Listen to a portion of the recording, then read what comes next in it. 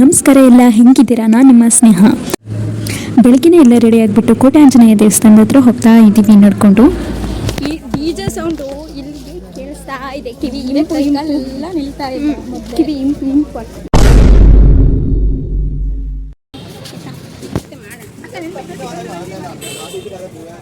ನನ್ನ ವ್ಲಾಗ್ಸಿಗೆ ಇವರೆಲ್ಲ ಜೊತೆ ಆಗ್ತಾ ಇದ್ದಾರೆ. ಅದೇ ಖುಷಿ ವಿಚಾರ. ಎಲ್ಲ ಕಡೆ ಬ್ಯಾರಿಕೇಡ್ ಹಾಕಿದ್ರು, ಎಲ್ಲ ರೋಡ್ಗಳು ಕೂಡ ಕ್ಲೋಸ್ ಆಗಿದ್ರು. ಆದರೆ ಈ ಪೊಲೀಸ್ ಅಂಕಲ್ ಮಾತ್ರ ನಮ್ಮನ್ನೇ ದಿಟ್ಟಿಸಿ ನೋಡ್ತಾಯಿದ್ರು. ಯಾಕೆ ಅಂತ ನನಗೂ ಗೊತ್ತಿಲ್ಲ. ಹೀಗೆ ಮುಂದೆ ಶಿವಪ್ಪ ನಾಯ್ಕ ವೃತ್ತಕ್ಕೆ ಹೋಗಿ ನಿಂತು 180 ಡಿಗ್ರಿ ಸುತ್ತಾಕಿದ್ದು ನನಗೆ ಕಾಣಿಸಿದ್ದು ಮೊದಲು ನಮ್ಮ ಬಾಸ್ ಆಂಜನೇಯ ಅವರು. ಹಾಗೆ ಇನ್ನೊಂದು ಕಡೆ ನೋಡಿದಾಗ ಕಾಣಿಸಿದ್ರು ಸಮುದ್ರ ಮಂಥನ. ಹಾಗೆ ಇನ್ನೊಂದು ಕಡೆ ಧರ್ಮಸ್ಥಳದ ಒಂದು ಥೀಮ್ನಲ್ಲಿದ್ದಂತಹ ಒಂದು ಮಹಾದ್ವಾರ. ಇದನ್ನೆಲ್ಲ ಕಣ್ ತುಂಬ ನೋಡ್ಕೊಂಬಿಟ್ಟು ಸ್ವಲ್ಪ ಮುಂದೆ ಹೋದ್ವಿ ಅಷ್ಟೇ. ಆವಾಗ ನಮ್ಮ ಮಂದರ ಕೇಳಿದ್ಲು, ಎಲ್ಲಿ ಹೋಗೋಣ ಸ್ನೇಹ ಅಂತ. ಈ ಪ್ರಶ್ನೆಗೆ ನನ್ನ ಬಾಯಿಂದ ಬಂದು ಸೀದಾ ಸೈಡಲ್ಲಿ ಕೇಳಿ ಯೋಚನೆ ಮಾಡ್ತಾ ಇದ್ವಿ. ಬರೋದು ಬಂದಿದ್ವಿ, ಎಲ್ಲ ಕಡೆ ಹೋಗೋಣ ಅನಿಸ್ತಾ ಇದ್ವಿ. ಎಲ್ಲಿಗೆ ಹೋಗ್ಬೇಕು ಅಂತ ಗೊತ್ತ.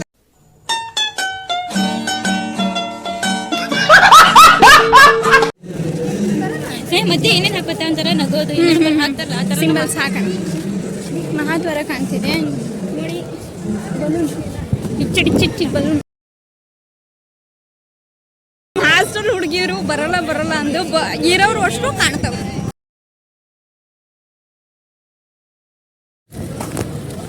ಬಿಚ್ಚಿ ಮಾಡಬೇಕು ಅಂತ ಬಂದ್ವಿ. ಮಳೆ ನೋಡಿದ್ರೆ ಸ್ಟಾರ್ಟ್ ಆಗ್ತಾ ಇದ್ವಿ. ಕುಣಿಯೋಕ್ಕೆಲ್ಲ ಕಷ್ಟ ಆಗ್ತದೆ ನೋಡಿ. ಈ ಡ್ರೆಸ್ ಎಲ್ಲ ಕೊಳೆ ಆಗಿಬಿಟ್ರೆ ಮತ್ತೆ ತೊಳೆ ಕಷ್ಟ. ಕೋಟೆ ಆಂಜನೇಯ ದೇವಸ್ಥಾನಕ್ಕೆ ಹೋಗ್ತಾ ಇದ್ದೀವಿ. ನಾವು ಎಂಥ ಒಂದು ದೊಡ್ಡ ಕೆಲಸ ಮಾಡಿಬಿಟ್ವಿ ಅಂದರೆ, ಹಂಗಾಸ್ ಬರೋದು ಬಿಟ್ಟು ಸಿಟಿ ಎಲ್ಲ ಸುತ್ತಾಡ್ಕೊಂಡು ಬರ್ತಾ ಇದ್ದೀವಿ. ಅದು ಒಂದಿನ ಬೇಕು. ನಾನು ಇವತ್ತು ಹೋಗಿ ಎಲ್ಲ డబ్బులు ఎక్కువైతే ఇలాంటి రోగాలు వస్తారా మీకు? ಜೋರ್ ಮಳೆ.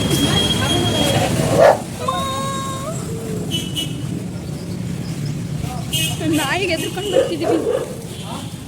ಇಲ್ಲಿ ದೇವಸ್ಥಾನ ಹಚ್ಚಿರೋದು ₹2 ಪೇರೆಂಟ್ರಲ್ಲಿ. ಅದು ಹೋಗ್ಬಿಟ್ರೆ ಕಷ್ಟ.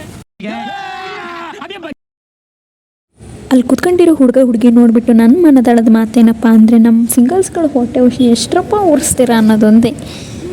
ಹುಡುಗಿಯದು ರೆಡಿ ಆದರೆ ಏನು ಪ್ರಾಬ್ಲಮ್ ಅಂದರೆ, ಫೋಟೋ ತೆಗಿ ಅನ್ನೋದು ದೊಡ್ಡ ಪ್ರಾಬ್ಲಮ್. ಹಾಂ, ಫಾರ್ ಎಕ್ಸಾಂಪಲ್ ಎಲ್ಲೋದು ನಡೆ ನಮ್ಮ ವಿಡಿಯೋನೇ ನಾವು ಫೋಟೋ ಮಾಡಿಬಿಡ್ತೀವಿ, ಸ್ಕ್ರೀನ್ಶಾಟ್ ಹೊಡೆದು.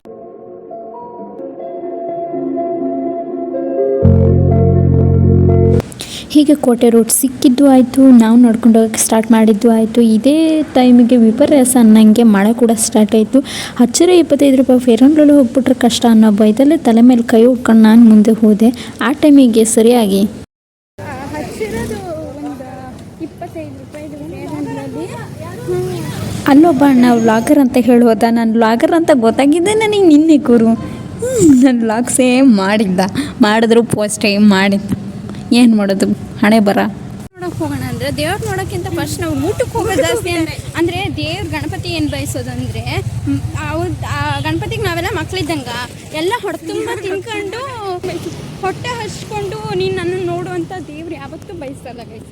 ಅದಕ್ಕೆ ನೋಡ ಎಷ್ಟು ಚಂದ ಅಲ್ಲ. ಕೇಸರಿ ಹಾಕ್ಕೊಂಡು ಕೂಲಿಂಗ್ ಗ್ಲಾಸ್ ಹಾಕ್ಕೊಂಡು ಆ ಅಣ್ಣರು ಹೋಗ್ತಿದ್ರೆ ಎಷ್ಟು ಚಂದ. ನಾವಿನ್ನೂ ಸ್ಟಾರ್ಟ್ ಮಾಡೋಕ್ಕಿಂತ ಮುಂಚೆನೇ ನಡೆದು ಫುಲ್ ಕಾಲನ್ನು ನೋಯ್ತಿದೆ. ದೊಡ್ಡಕ್ಕೆ ಆ ಡ್ಯಾನ್ಸು ಈ ಡ್ಯಾನ್ಸು ನಾಗಿಣಿ ಡ್ಯಾನ್ಸು ಎಲ್ಲ ಮಾಡ್ತೀನಿ ಅಂತ ಬಿಲ್ಡಪ್ ಕೊಟ್ಟು ಬಂದೀನಿ. ಅದನ್ನೇ ಇಸ್ಕೊಬಿಡೋಣ ಅಂತ ನಾವೀಗ ಹೋಗ್ತಾ ಇದ್ದೀವಿ. ಎಲ್ಲ ಅಲ್ಲಿ ಹೋಗಿ ಪ್ರಸಾದ ಇಸ್ಕೊಬೇಕಾ ಲಾರಿಲಿ?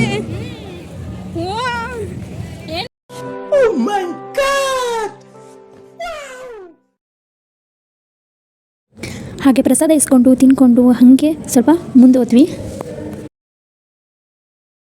ಹಾಗೆ ನಮ್ಮ ಬಾಸ್ ಗಣಪತಿ ನೋಡಿದ್ದು ಆಯಿತು, 4 ಕೋರಿಕೆ ಅಪ್ಲಿಕೇಶನ್ ಹಾಕಿದ್ದು ಆಯಿತು.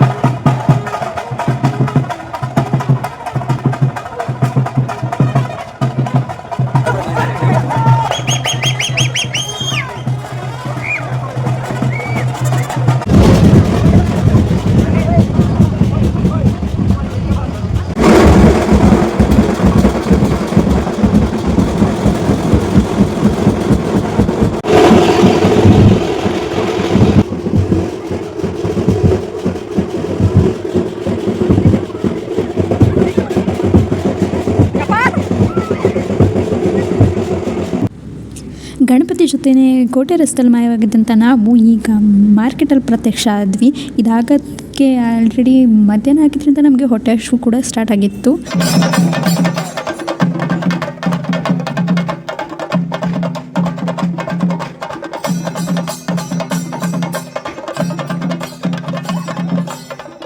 ಇದನ್ನೆಲ್ಲ ನೋಡಿದ್ದಾದ್ಮೇಲೆ ಅಲ್ಲೇ ಊಟ ಕೊಡ್ತಿದ್ರು ಅಂತ ಹೊಟ್ಟೆ ಹಸಿವಾಗಿತ್ತು ಅಂತ ಅಲ್ಲೇ ಇದ್ದಿದ್ದು ಪ್ಲೇಟನ್ನು ತಗೊಂಡ್ಬಿಟ್ಟು ಊಟನೂ ಹಾಕ್ಸ್ಕೊಂಡಿದ್ದಾಯ್ತು. ಯಾಕೆಂದರೆ ಊಟ ಮಾಡಿದ್ರೆ ಮಾತ್ರ ತಲೆ ಓಡೋದು ಅಂತ ಹೇಳಿ ಒಂದು ಗ್ಲಾಸ್ ಮಜ್ಜಿಗೆನೂ ಕುಡಿದಿದ್ದಾಯಿತು.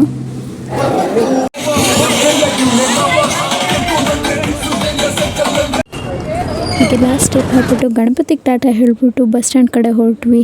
ಹಾಗೆ ಬಸ್ ಕೂಡ ನಮಗೋಸ್ಕರ ಕಾಯ್ಕೊಂಡು ನಿಂತಿತ್ತು. ಆಧಾರ್ ಕಾರ್ಡ್ ತೋರಿಸ್ಬಿಟ್ಟು ಹಾಗೆ MRS ಅಲ್ಲಿ ಪ್ರತ್ಯಕ್ಷ ಆದ್ವಿ. ಸರಿ, ಸಿಗೋಣ. ನನ್ನ ಬ್ಲಾಗಲ್ಲಿ ವೇಟ್ ಮಾಡ್ತಾ ಇರಿ. ಬಾಯ್.